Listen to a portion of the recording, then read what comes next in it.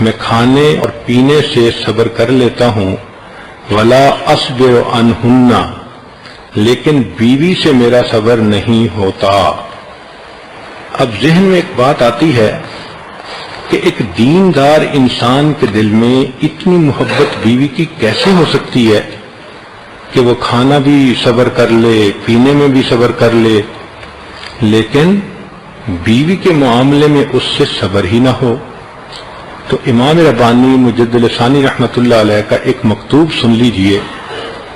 وہ فرماتے ہیں کہ یہ کائنات اللہ رب العزت کے اسم الظاہر کا مظہر ہے، جتنی چیزوں کا ظہور ہے یہ اس اسم کی جلوہ گریاں ہیں۔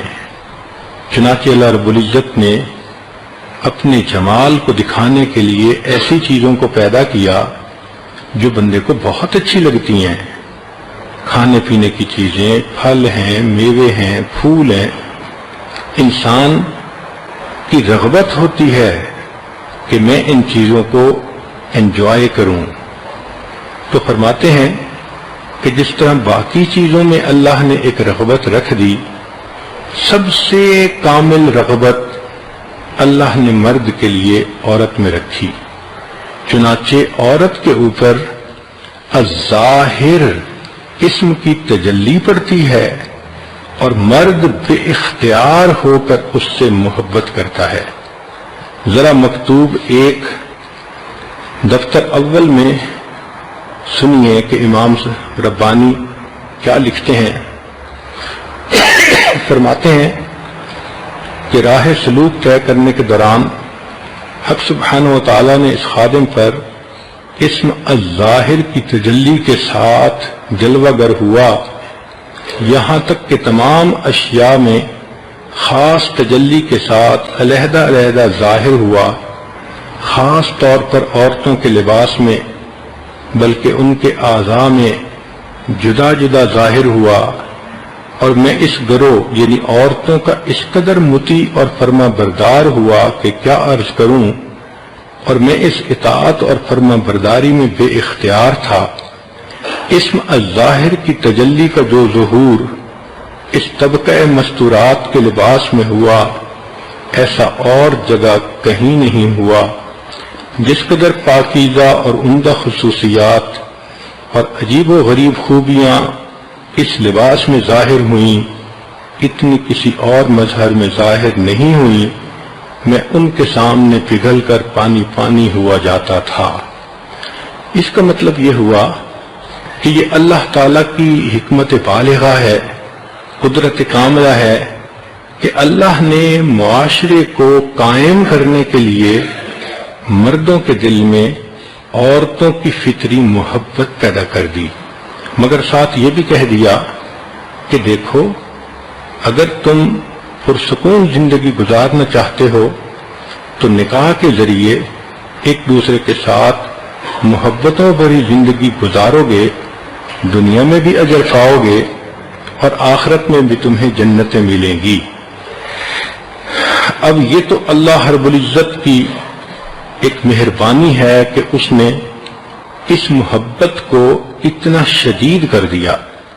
اس لیے نبی علیہ الصلوۃ والسلام نے ارشاد فرمایا، ما ترکت بعدی فتنۃ اضر علی الرجال من النساء، میں نے اپنے بعد مردوں کے لیے عورتوں سے بڑھ کر بڑی آزمائش کسی چیز کو نہیں دیکھا۔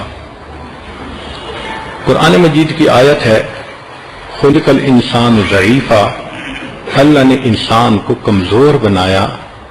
چنانچہ مفسرین نے لکھا ہے کہ اس کمزوری سے مراد یہ ہے، کان اذا نظر الی النساء لم یصبر، کہ خاوند جب اپنی بیوی کو دیکھتا ہے تو خاوند سے صبر ہی نہیں ہو سکتا۔ اس سے مراد کہ ہم نے اس کو کمزور بنایا۔ چنانچہ یہودیوں نے نبی علیہ الصلوۃ والسلام کے بارے میں یہ کہا، ما ہمہ الا النکاح، ان کو تو نکاح کے سوا کوئی اور کام ہے ہی نہیں۔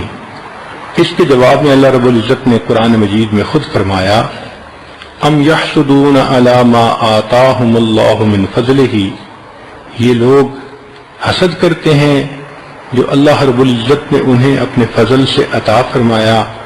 فقد آتینا آل ابراہیم الکتاب والحکمہ، تحقیق ہم نے آل ابراہیم کو کتاب اور حکمت عطا فرمائی۔ وآتیناہم ملکا عظیما، اور ہم نے انہیں بڑا ملک اور اس کی شاہی عطا فرمائی۔ چنانچہ حضرت ابراہیم علیہ السلام کی بیوی کا نام سارہ تھا، اتنی خوبصورت تھیں کہ لکھا ہے اجمل نساء العالمین، کہ سارے جہان کی عورتوں سے زیادہ خوبصورت تھیں، اپنے وقت کی مس یونیورس تھیں، مگر ان کا نکاح جب حضرت ہاجرہ سے ہوا تو ان کی محبت نے بھی ان کے دل میں گھر کر لیا۔ چنانچہ حضرت ابراہیم علیہ السلام شام میں رہتے تھے۔ ان کے بارے میں آتا ہے کان ابراہیم الخلیل یزور ہاجرہ فی کل یوم من الشام علی البراق لشغفہ بہا وقلت صبر عنہا، کہ ابراہیم علیہ السلام کو اللہ نے ایک براق دیا تھا، وہ روزانہ شام سے حرم کا سفر کرتے تھے، اور ان کے دل میں ہاجرہ کی ایسی محبت تھی کہ وہ اس کے بغیر رہ نہیں سکتے تھے۔ تو معلوم ہوا کہ یہ اللہ رب العزت کا اختیار ہوتا ہے کہ جس کے دل میں چاہے جس کی محبت کو پیدا کر دے۔ داؤد علیہ السلام کی 99 بیویاں تھیں، پھر انہوں نے ایک اور سے نکاح کیا تو 100 ہو گئیں۔